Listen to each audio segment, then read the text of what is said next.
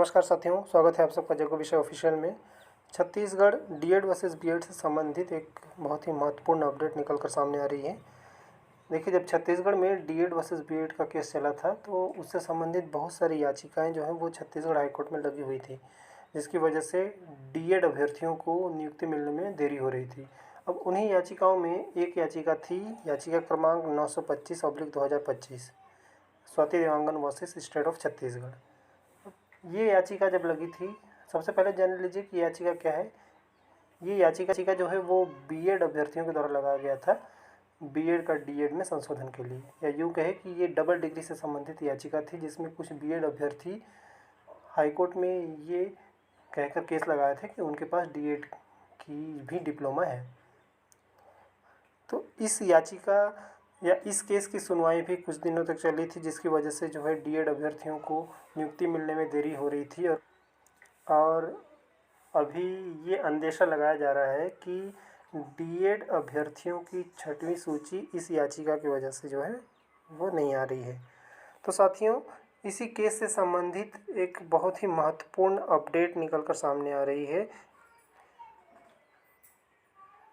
इस केस की जो अगली सुनवाई है वो 22 अप्रैल 2025 है। आप देख सकते हैं 22 अप्रैल 2025 को इस केस की अगली सुनवाई होने वाली है, जस्टिस अमितेंद्र किशोर प्रसाद के बेंच में। तो साथियों, इस सुनवाई को इस नज़रिए से भी देखा जा सकता है कि इसके बाद, या फिर यूँ कहें कि 22 अप्रैल की सुनवाई के बाद डीएड अभ्यर्थियों की 6वीं सूची में तेज़ी आ सकती है। और इसके साथ ही ये देखिए, जब डीएड अभ्यर्थियों के दस्तावेज सत्यापन से संबंधित लिस्ट जारी की गई थी 2006 से 15 अभ्यर्थियों की, तो उसमें तीसरे नंबर के पॉइंट में ये ऐड किया गया था कि 5वें चरण की सूची में शामिल समस्त अभ्यर्थियों की नियुक्ति माननीय उच्च न्यायालय छत्तीसगढ़ में दायर याचिका क्रमांक 925/2025 एवं अन्य में पारित अंतिम निर्णय के अध्ययन रहेगी।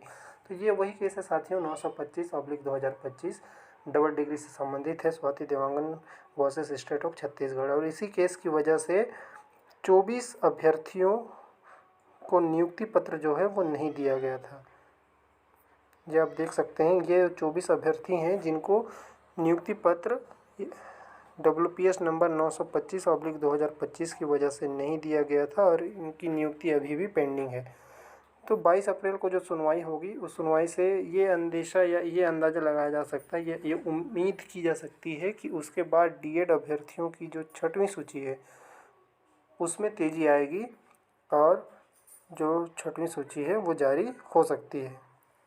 तो साथियों, 22 अप्रैल को देखने वाली बात होगी कि सुनवाई में क्या चीज़ें होंगी। खैर, जो भी होगा वो आपको लाइव हियरिंग जो है इसी चैनल के माध्यम से मिल जाएगा। चलिए फिर मिलते हैं 22 अप्रैल को लाइव हियरिंग के साथ। तब तक के लिए अपना ख्याल रखें, सुरक्षित रहें। धन्यवाद।